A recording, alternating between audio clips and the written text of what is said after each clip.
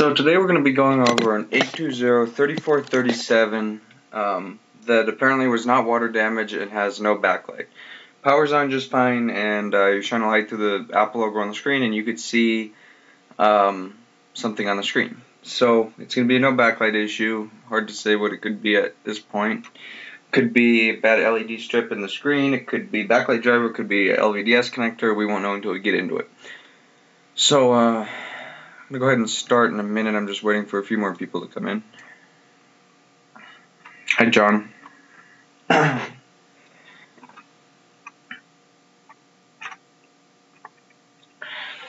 So, I'm going to start. I'm going to go over an overview of the board. I'm doing good. How about yourself? Start by going over an overview of the board with a microscope camera, different from what I'll be seeing, because I don't have a microscope with a built-in camera, so we're going to use this. So let's go over the board a little bit and see what's going on with it. So first thing to look at is our LVDS connector, and don't see any issues there. No issues there. Maybe something. No, I don't think that's liquid. Hard to tell right now. But the moisture indicator is white, even though those are pretty lousy at doing what they do. So we continued.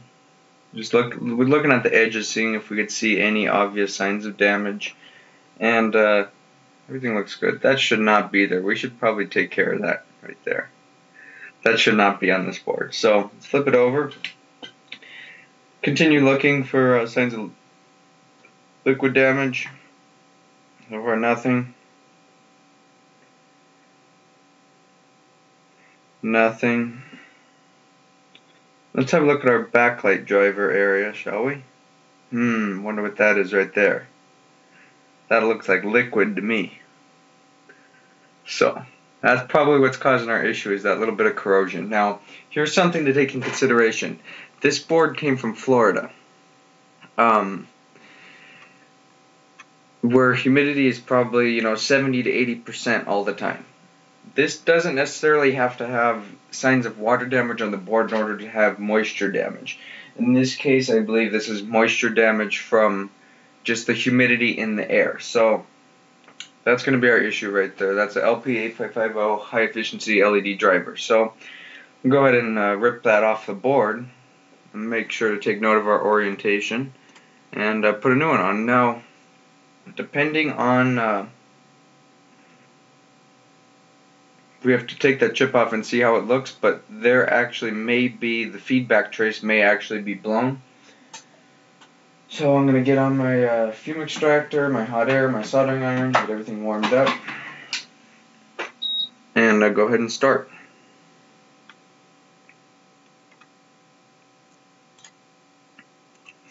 Make sure you guys can see what I see on this microscope. So start by putting some flux on that whole area.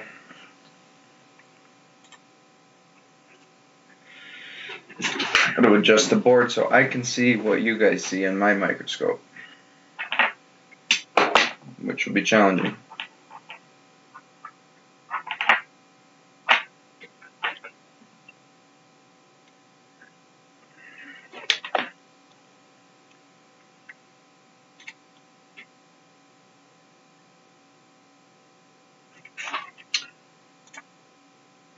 Go ahead and turn on the fume extractor, and I am going to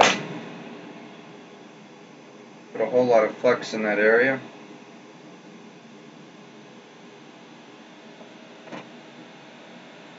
No, I'm not going to reflow because this is going to be bad. I mean, the chip is $2. It's literally $2. I'm not going to waste my time reflowing something that is going to need to be replaced anyway, so I get a good amount of flux on that. Now, these MacBook Air boards really just suck up a ton of heat, so I'm going to go ahead and turn my hot air to, I'm going to go 430 and probably max air.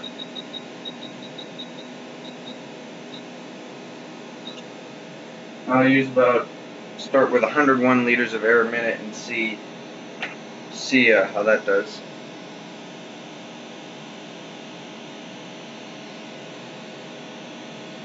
I need a bigger nozzle. I have a small nozzle in my hot air, and that's not going to do it. I need a big nozzle.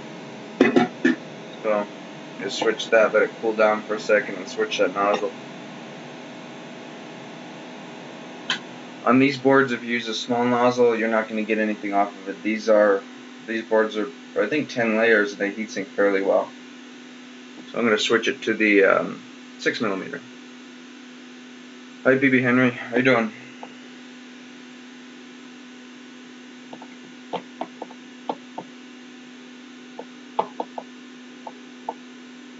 Other than that, this board's pretty clean. I'm guessing the feedback trace is going to be blown, but we'll see when we get it off. With any luck, that trace will not be blown, and it'll just be as simple as putting a new backlight driver. Yeah, it's a corroded backlight driver that's actually not water damaged, but instead it's simply from the moisture in the air, because it came from Florida, and that could actually do it. I'm debating whether if it's corrosion's there, it could be somewhere else. I'm debating on ultrasonically cleaning it, waiting it till Tuesday, or sending it back today. I don't know.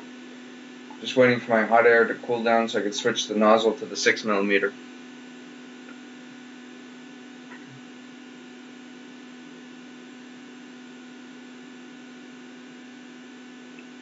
Almost there. I get my new driver chips. I have 4 of these left. So.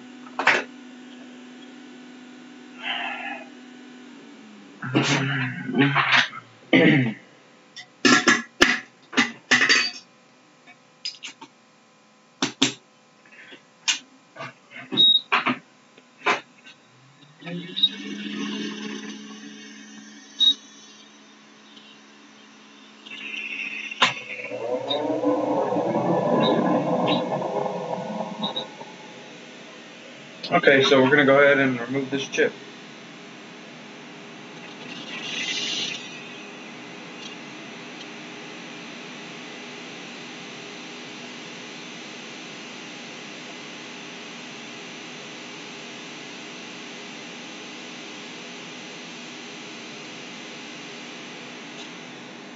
And of course, corroded on the feedback trace.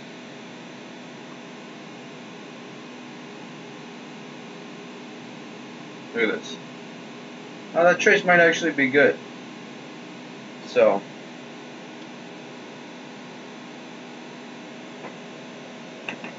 let's clean this whole area up and see what we have here. I knocked the capacitor loose, we'll take care of that before we turn it on.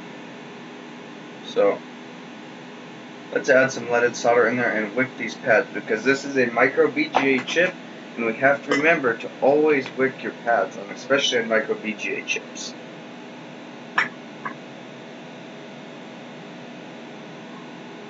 Make sure you guys can still see what I see. Yep.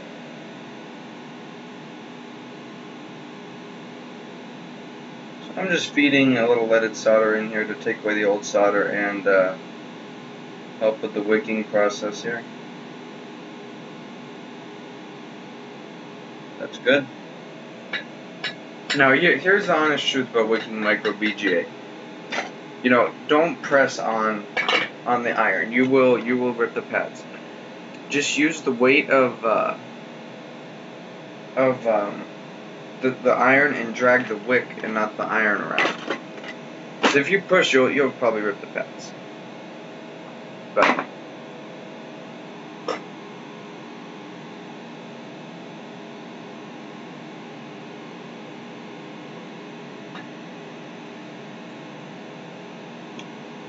going to go through and wick this. Just gently. We want these pads to be flat. We don't want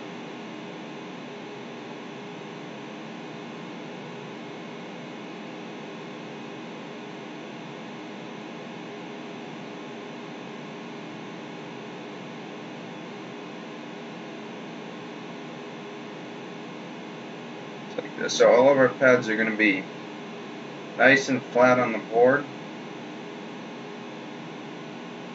And now with this off, we got to do some checking on these traces.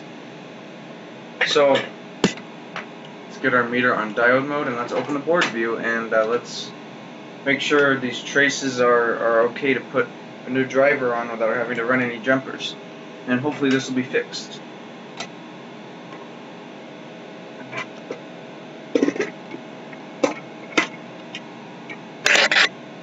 So let's go ahead and open our board view for 820-3476, 3437.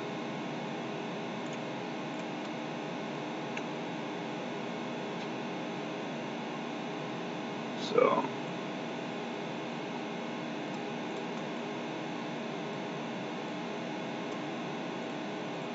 wait a second.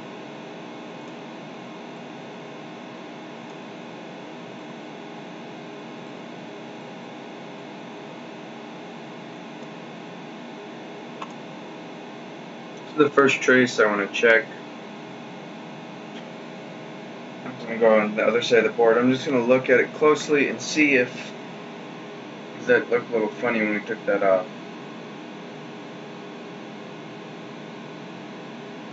That's going to be going to an imaginary probe point that's not on the board. Pad looks intact. I think it's good. So it corroded around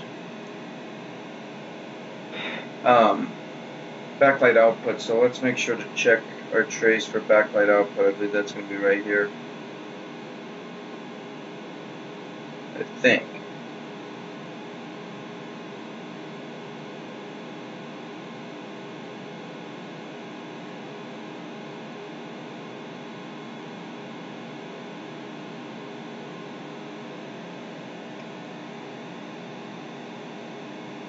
The pad looks good. I mean, it doesn't.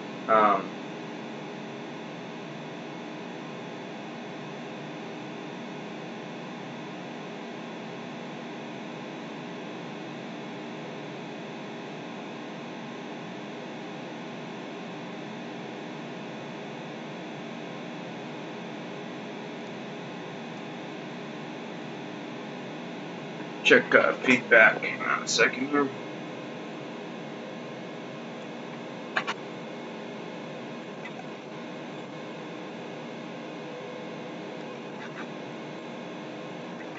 See, let me look in the schematic and see what the signal is actually called here. PPV out SW backlight feedback. Okay.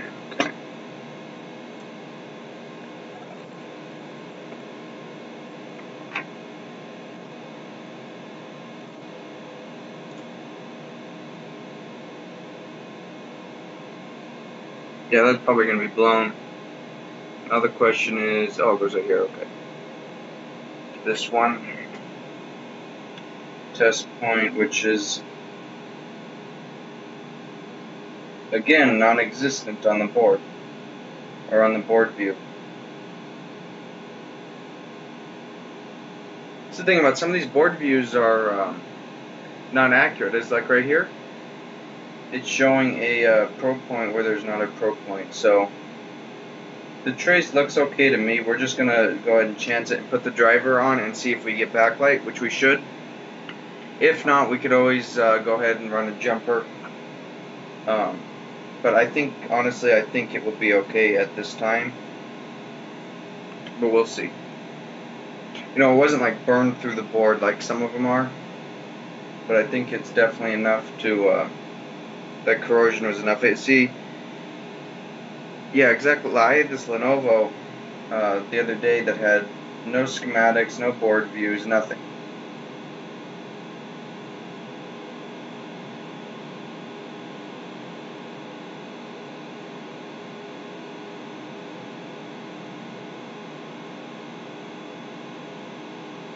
So this is a pre-balled chip.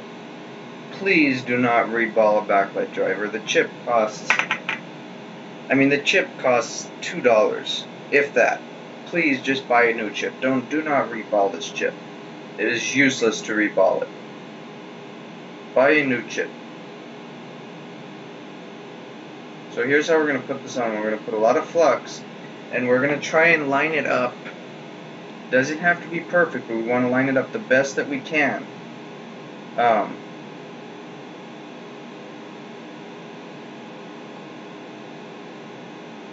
And I'm going to set my hot air, my airflow really low, because we do not want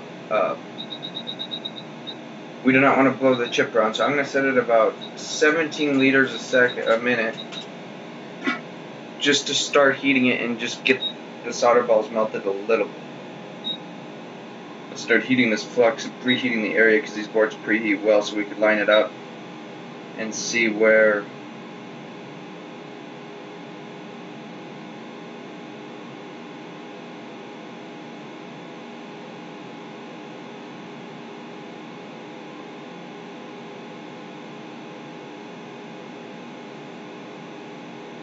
So what I'm going to watch until I see the chip fall.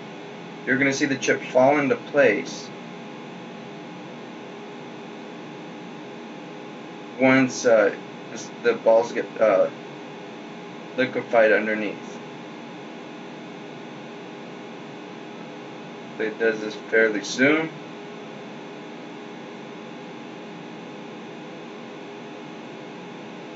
Come on.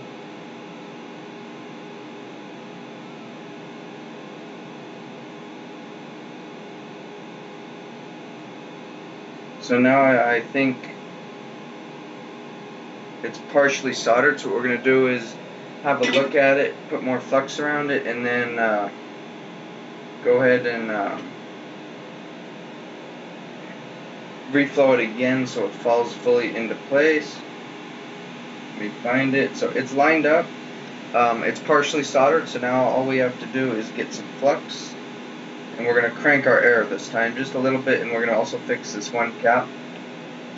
So, let me make sure you guys can see what I see.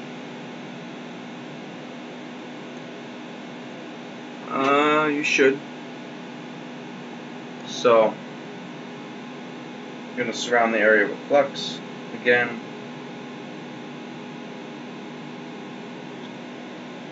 And now we're going to turn our hot air up just a little bit more. We're going to go like 45 to 55 liters, under 50. And we're going to watch the chip very closely and see when it actually falls. You'll see it like, it'll fall into place when it.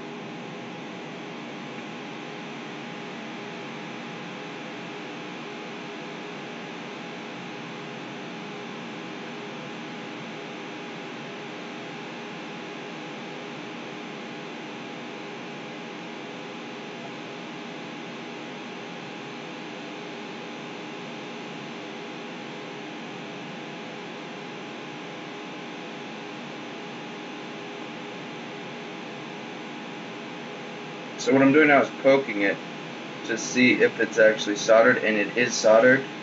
And I just moved something right here that I shouldn't have moved. So now it is soldered.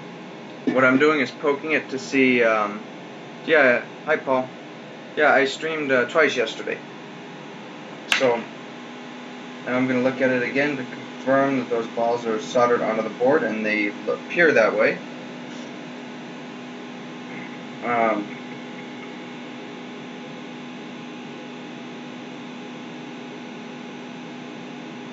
Yep, they appear soldered. Now we moved another component right here, so we're going to want to correct that.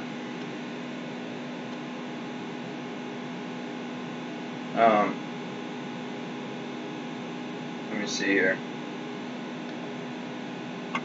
Of what I actually disturbed. I disturbed either R7714, I think.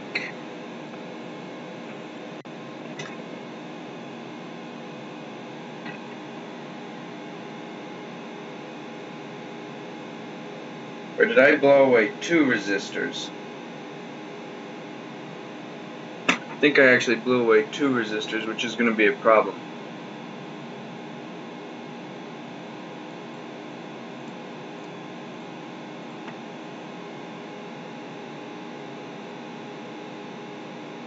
Did I or didn't I?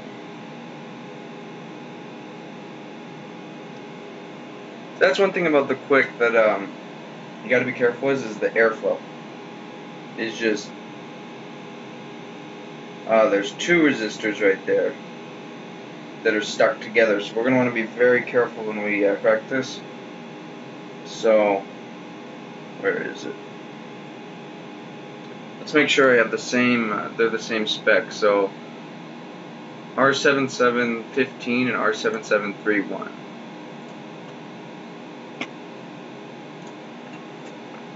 So, R7715 is 100K and R7731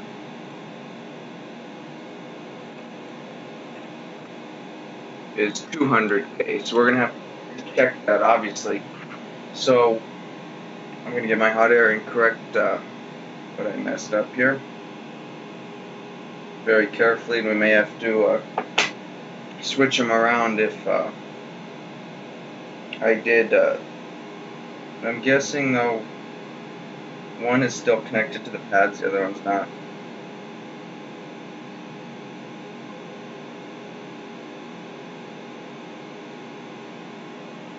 What we do is get my worst comes to worst, what we do is pull it from a donor board. Hopefully I don't have to do that. This kind of stuff happens with board repair. You know, a lot of people think board repair is just some, little task that can't go wrong. When in reality, board repair is more like neurosurgery. So I'm gonna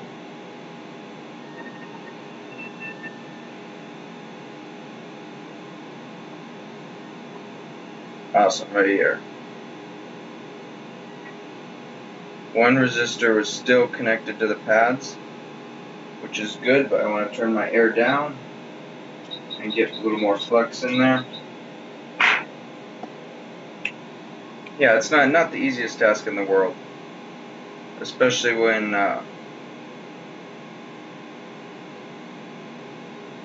stuff gets knocked around on the board or something of that sort. So I have my air turned really low.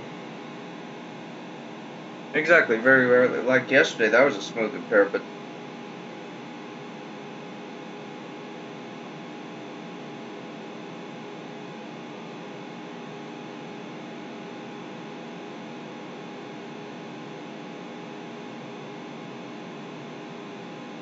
especially like me, I don't have the steadiest of hands. I'm sure you guys could probably see that. So some of the stuff is a little challenging, like what I just did right here. What I'm going to do is move this and get a little, yeah, it's the same thing what I did right here, is I blew components around, not fully off the board.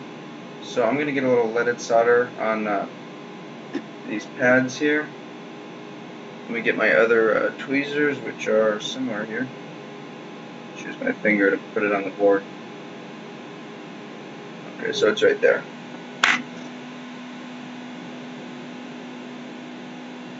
Yeah, that stuff yesterday was just like strawberry juice. It was nasty.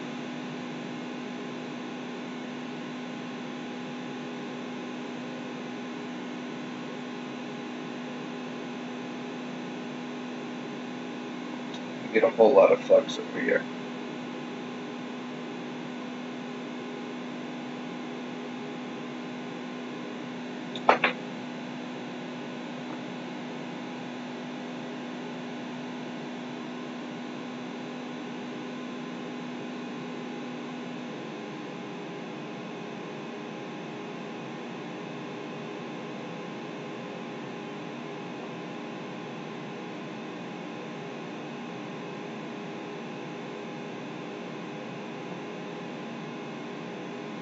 I got a little solder on the pads. I'm actually going to turn the board because that tends to make it easier on resistors like this. When you're holding them sideways instead of by the end caps. Because when you hold them by the end caps, they tend to fly away under the pressure of your tweezers. So That's why I turn the board like that.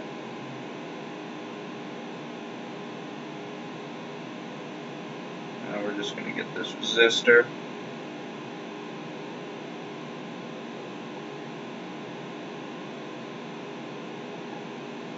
I'm actually going to try and do is tack it down with my iron, which will help.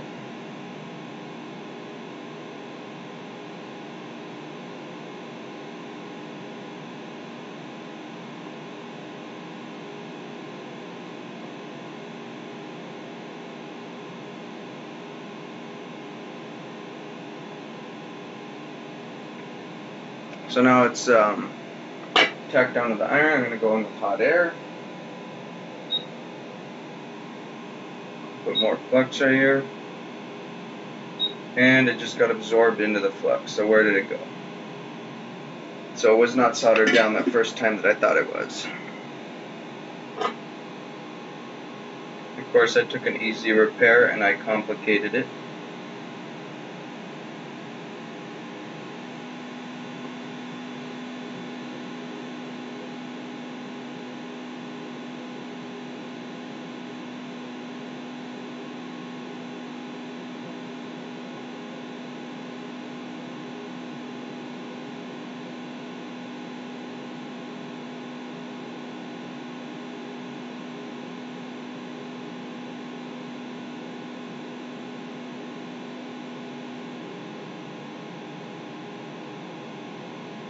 Get a little more solder on these pads too, now that I can get to them without disturbing the other components.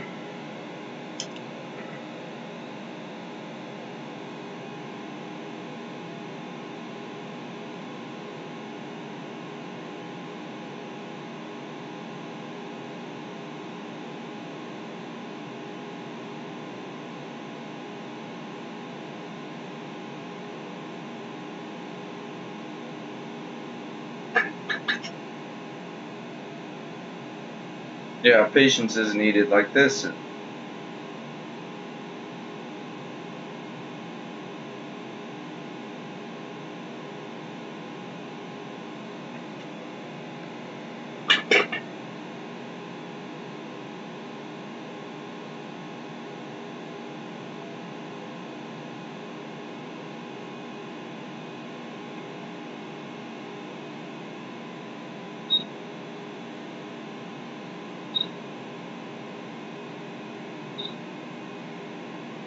Just waiting for my hot air to get hot. Now I'm gonna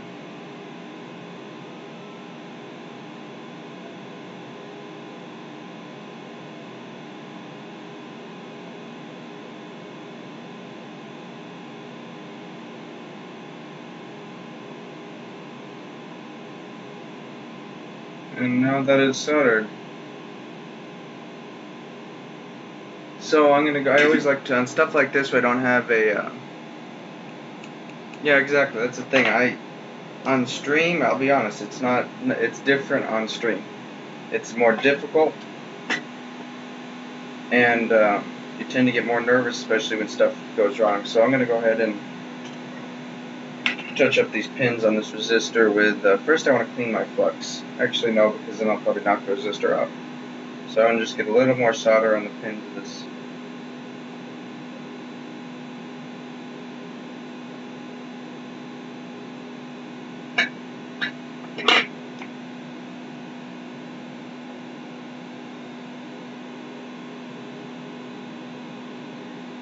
And we'll ultrasonic this board too, so I'm putting a ton of flux on it.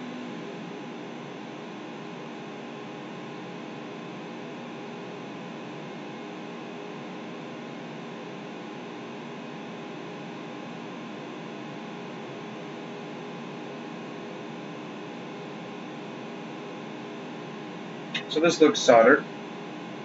It may not be fully, but it looks soldered.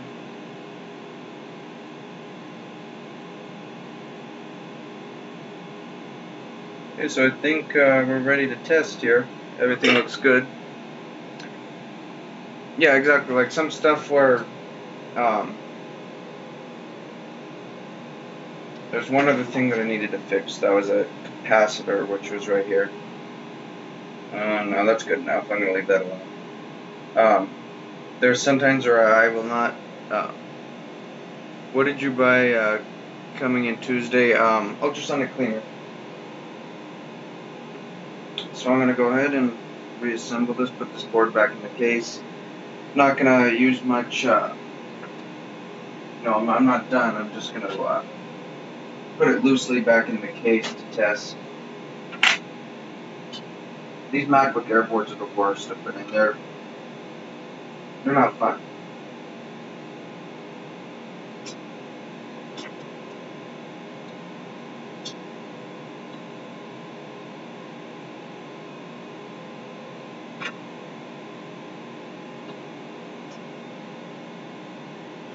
So I'm not really taking too much care into putting the board in because I'm going to take it back out. But I'm just going to plug in like our LVDS and our battery and go ahead and give it a try. What brand? It was a TrueSonic. It was a cheaper one, but I think it'll work. I had good reviews. Apparently made in Canada.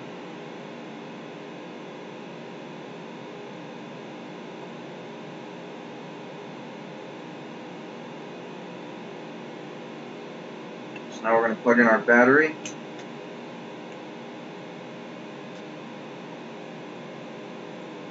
And hopefully we'll get a light on the screen. If not, we might have another issue going on. In that case, I'll probably come back to do it. But I'm pretty hopeful this is going to work.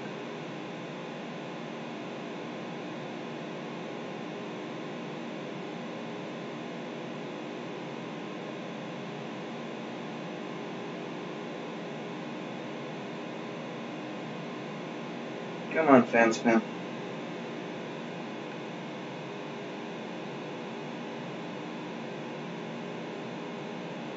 Hope I'd make sure that I was plugging it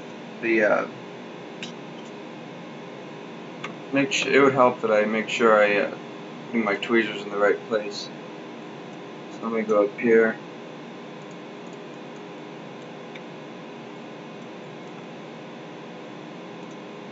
Yeah, right here.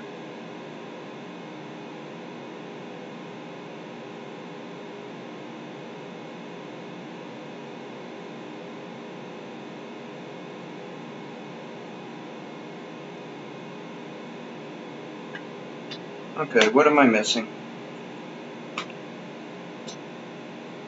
Shorting against the case, what's going on? I'm going to unplug the screen and try attempt to start the board, or unless the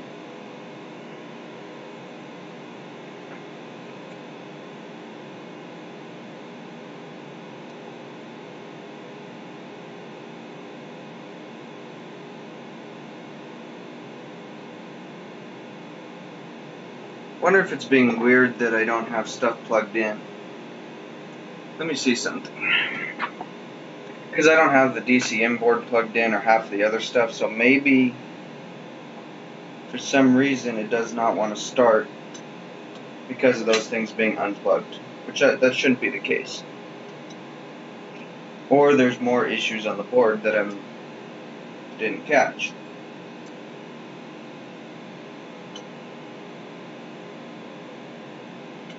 Which is always another possibility, is it actually has a no power issue as well, or something of that sort.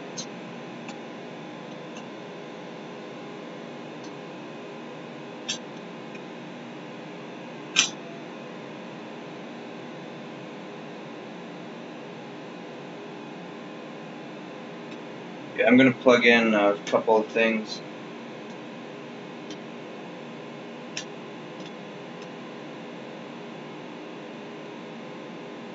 It's also possible that my tweezers have so much flux on it that they're not shorting the power pads.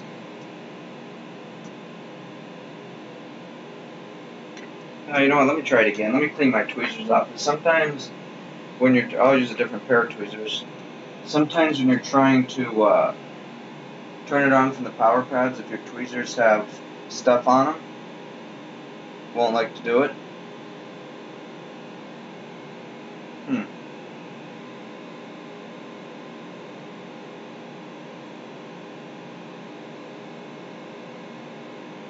Still nothing. Let's check what our battery voltage is, just in case there's something silly going on that's unrelated.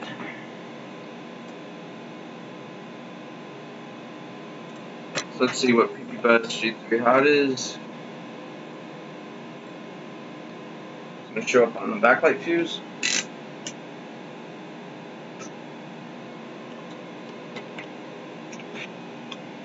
So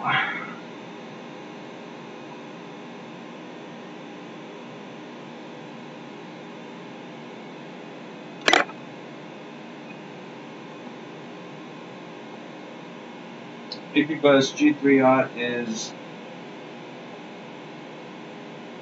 3 volts. Did I fix it already? No, I did not. 7.9 volts. The battery. But what I'm going to do is actually plug in the, oh, I see what's happening.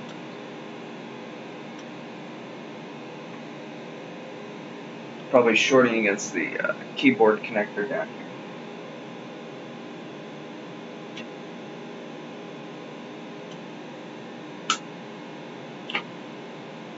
So what I'm going to do is plug in the keyboard and try the power button on the keyboard instead of the power pads on the board, which is strange because it's still, I'm going to try that again. It should be powering on through the power pads. Unless they're coated with some.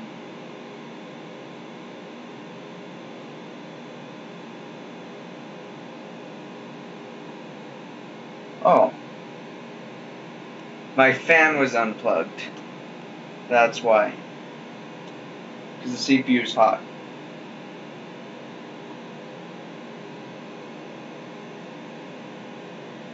And which is interesting because we didn't get a backlight on the screen.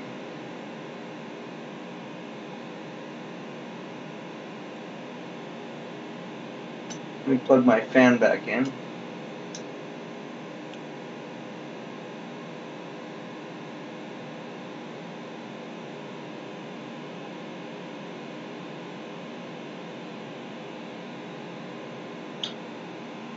Oh, and another thing is the screen wasn't even plugged in, so let's try that again.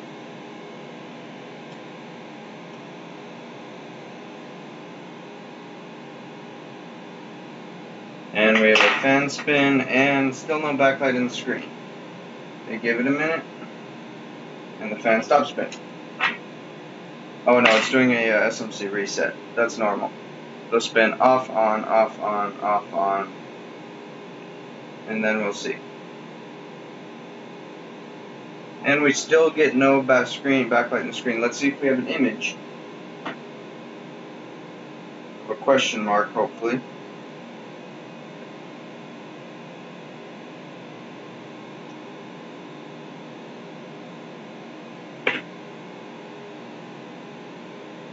Nothing at the moment, so let's go ahead and let's see what voltages we're getting on backlight output and see what's going on, as we may have more issues. So I'll shut off the fume extractor because that's loud. First thing we want to check is if the backlight driver is outputting anything, as that'll give us a clue to what is going on. And I'm going to move this this microscope too, because I need to see on mine.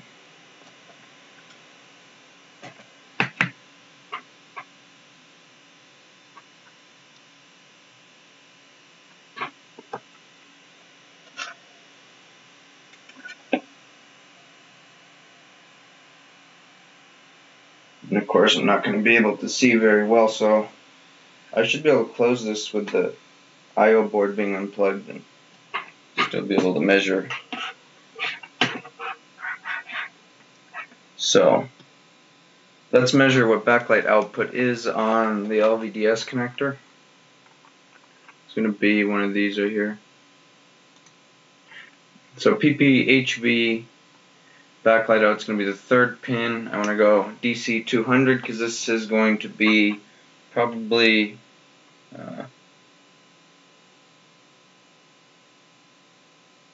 and that's 7, so it's partially boosting.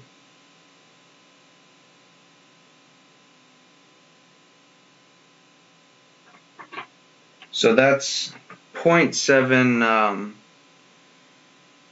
No, we still have no backlights. That's 0.7 volts. It's partially boosting.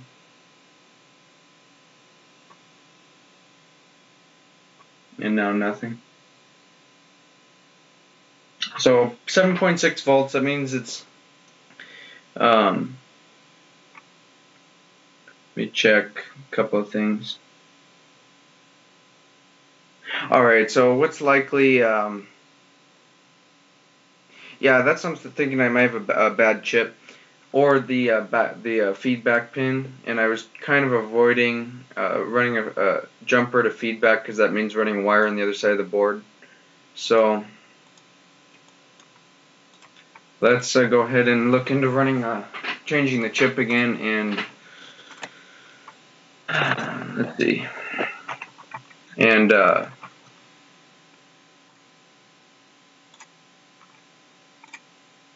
what I'm going to do is collapse this so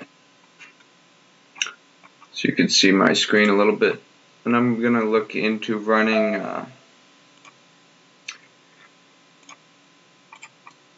which I was trying to avoid that, but it looks like we're going to have to do that. So PPV out SW backlight feedback, LCD backlight feedback. So this is where all the corrosion was, and that trace is probably going to be bad. So what I'm going to do, or it's just possible that one of my resistors that I didn't solder well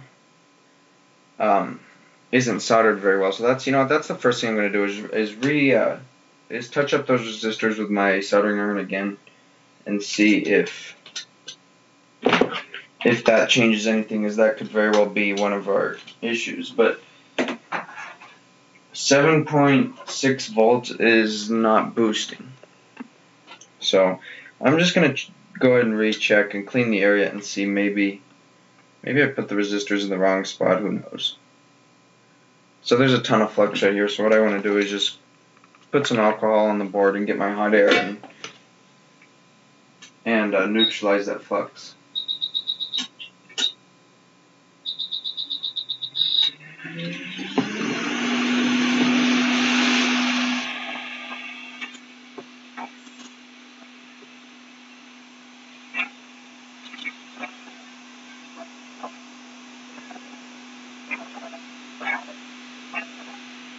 Yeah, that's all I think it is. I think it's one of our resistors isn't making good contact. So we're gonna check and see if I got the resistors in the right spot. So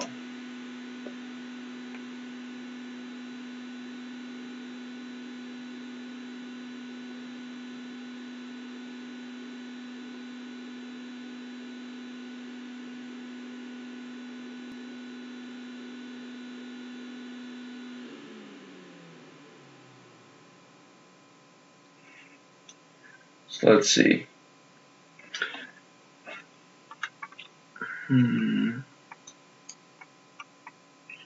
So R7731 is 200K and R7715 is 100K. So 15 is going to be this one, and that is going to be 74K. That's 74 ohms. That's fine. 74 kilo ohms. So I'm going to go ahead and just touch up these pins on this resistor, as I was kind of rushing on that one. I didn't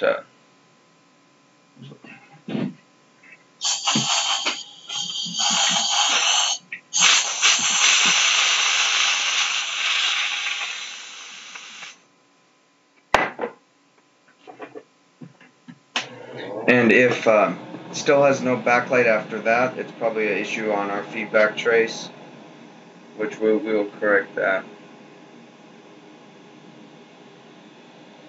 But one thing I want to do is clean my iron. I'm going to push down on the resistor as I put my iron on it. These are 0402s, I believe, and they will get absorbed into your iron.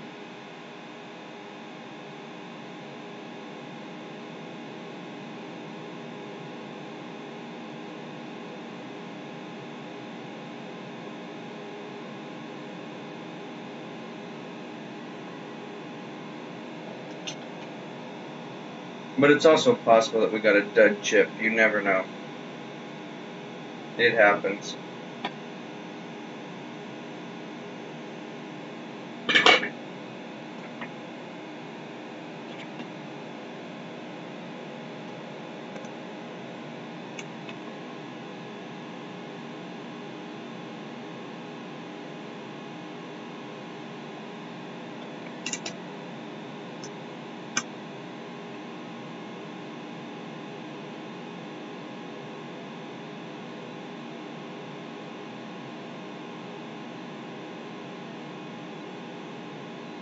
We have good connection on that resistor, so I'm still going to put a little more solder on it.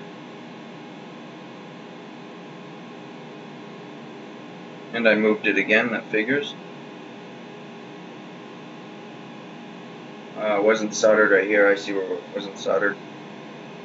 And here's a tip about board repair. Don't rush on it, because you will screw stuff up if you rush. So what I want to do is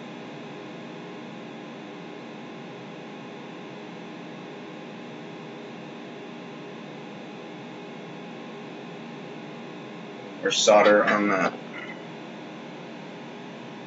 that one.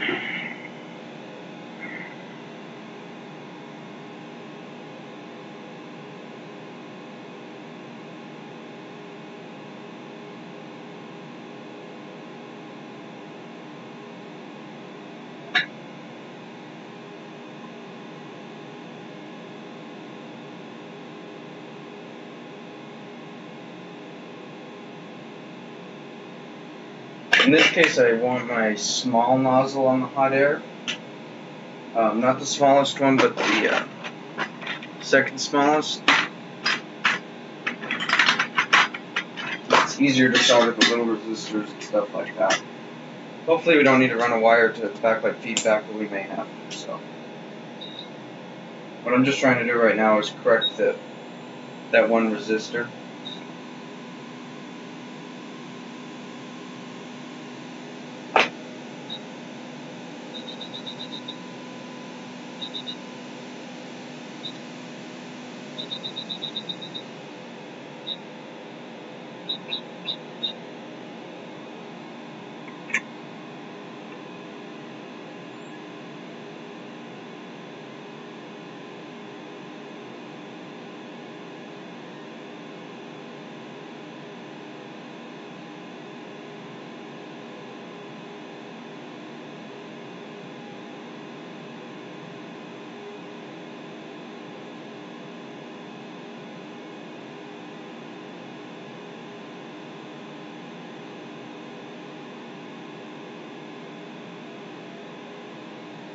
Oh, it's good.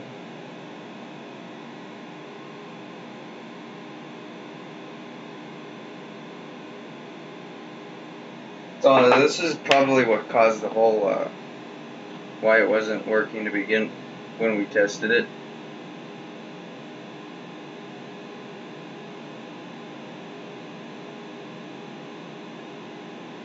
That's good.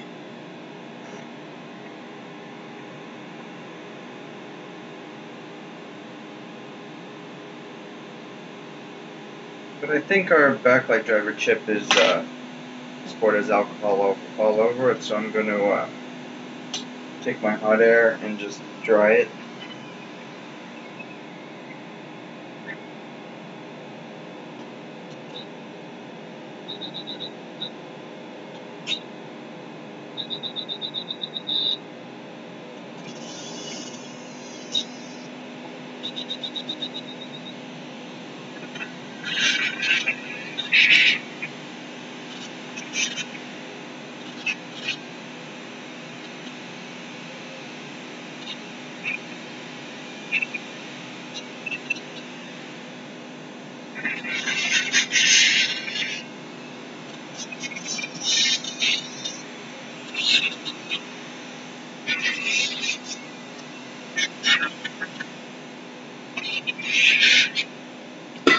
Okay, so I just dried the board a little bit, and now we're going to check and see if we have backlight.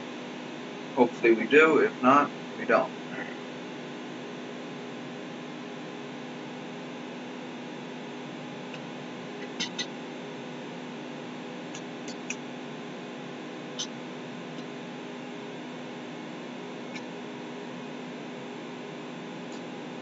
Go ahead and plug our LVDS connector in. And if we do not have a backlight, I'll probably come back later and we'll have to run a wire to the LVDS connector on the other side of the motherboard. I really don't want to do that, but that may have to be what's done.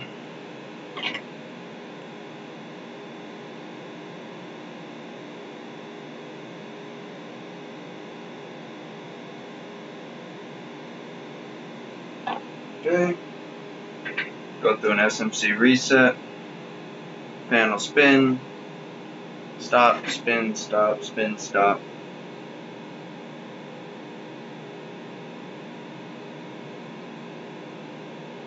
And we have backlight.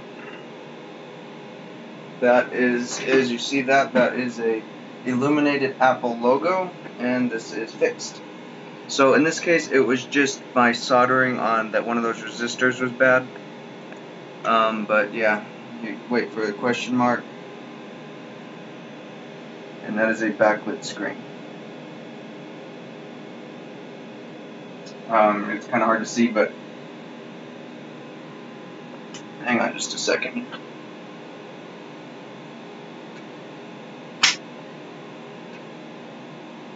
Backlit Apple logo, and we have a flashing question mark. So in this case, there's just a backlight driver, and then the issue with not working to begin with was just my soldering on that one resistor. So thank you for watching, and I hope you learned something by this. And I hope you learned also to never rush and try and quickly solder a resistor back that you mess up. Because in reality, we all screwed little stuff up like that, you know, all the time on these boards. And just don't rush when you're correcting your mistakes. So thank you for watching, and I'll see you guys next time.